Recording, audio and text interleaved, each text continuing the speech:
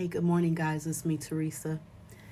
For the past couple days, well, I should say the day before yesterday and today, I opened my Bible or flipped the pages of my Bible and it landed on the book of Jonah. Now, whenever the Lord is trying to get my attention with something, He will highlight it. And what I mean by that is I may see it a couple times. I may see it on a billboard, or I might hear somebody say a certain word, and it'll be almost like a back to back, where He's trying to get my attention because He has something that He wants. Either to tell me or to have me to tell or share with others, because I always check myself against what it is that he is saying first. I always check myself first to make sure that is not just for me. And it's usually for me first, and then I pop on and share as he have me to share. Well, anyway, as I was reading Jonah, I came to a couple verses that kind of stuck out to me. The first one that stuck out to me was Jonah chapter 1, verse 9. If you read up a little bit further, what the scenario is Jonah was supposed to go and preach to the town of Nineveh, and he did not go and preach the word to them. Instead, he hopped on a ship and went to the bottom of the boat, and the Bible says that he was fast asleep. And whenever he went to sleep in the bottom of that boat, there was a storm that the Lord sent. There was a storm. The water was choppy, very choppy, to the point where the crew members on the ship and the captain were afraid, and they began to pray to their gods.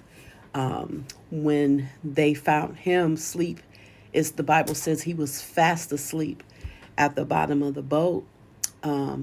They came and asked him, "What are you doing?" We're all basically, I'm paraphrasing now, we're praying to our gods. You need to get up and pray to your God so that, we can see if maybe your God will help us so that we don't die. So in the midst of that, they cast lots to see who was causing the ruckus. Who is the reason, what person is the reason for all of this coming against us like this. And it said the lots fell on Jonah, and they asked him, "Who are you? What's your occupation? Where are you?" They asked him who he was, where he was from, and he told them that he was a Hebrew and that he feared the Lord. That's all he said. But what struck me, that was verse 9, is if he feared the Lord, how could he be disobedient to what God told him to do? So I began to ask the Lord about that, and I began to continue to read on. And then I had a conversation with somebody, and he just brought it out more to me as she talked. She was talking about how she was supposed to do something and how it took her a long time to do it. But when she finally did it, she felt a weight lift up off of her.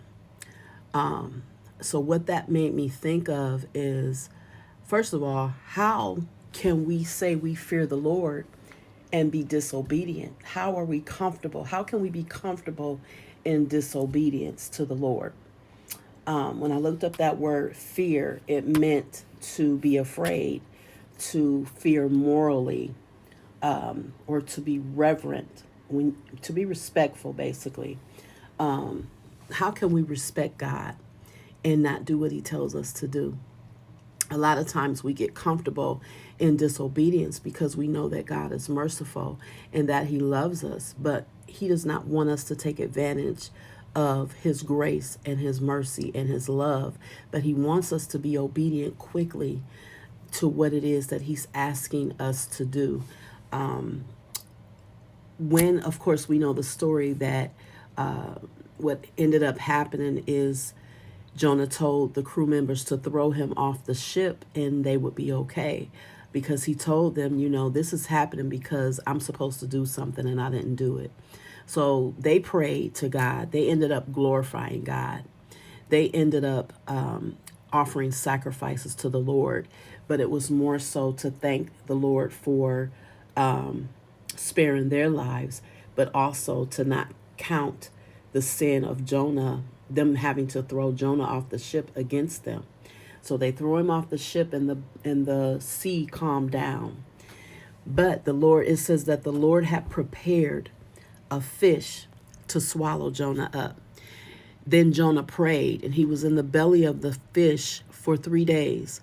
Once he prayed and repented and promised to do his vow, then the Lord had the fish vomit him up. We don't want him to prepare a fish to swallow us up. He wants us to be obedient. I know I was long-winded, but I wanted you to get the picture of, I wanted you to get the gist of the background of the story of Jonah and what it was about. Ultimately, he was supposed to do something that the Lord asked him to do, and he did not do it. He drug his feet. Basically, Jonah just ran. He ran from it. He didn't want to do it. I'm pretty sure a lot of you have heard that story. He did not want to do what God wanted him to do, namely because he knew that God was merciful, and that after he went and preached to Nineveh that God was going to forgive them if they repented. Nineveh was evil. He didn't want Nineveh to receive God's grace, so he ran.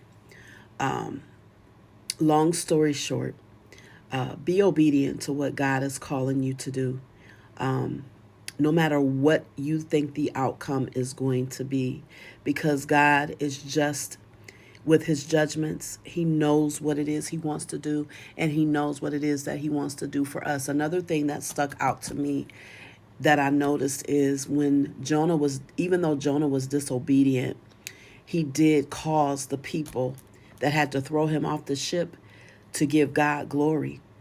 That just shows you that God don't waste anything. So even if you have been disobedient and you feel bad because of your disobedience, and you have come back to yourself and you said, okay, Lord, I'm going to do what you say. God will not waste that time that you were disobedient. He's going to use that too for his glory. He don't waste anything. He knows us. He knows that when he asks us to do something, whether we're going to do it right away or not. But I believe that he hopes that we would be obedient right away. So be blessed. Do what the Lord has called you to do. If you've promised him you're going to do something, just do it.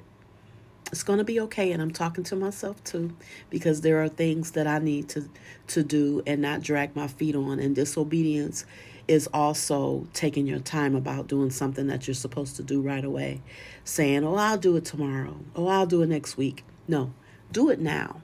Tomorrow's not promised. He's merciful and he's gracious. Yes, he's long-suffering with us because he doesn't want any of us to perish.